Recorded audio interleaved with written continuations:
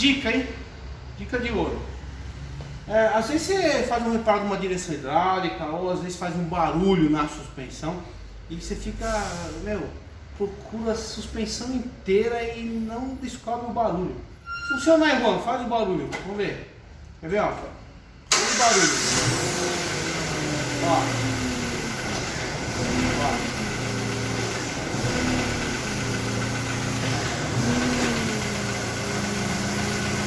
Ó.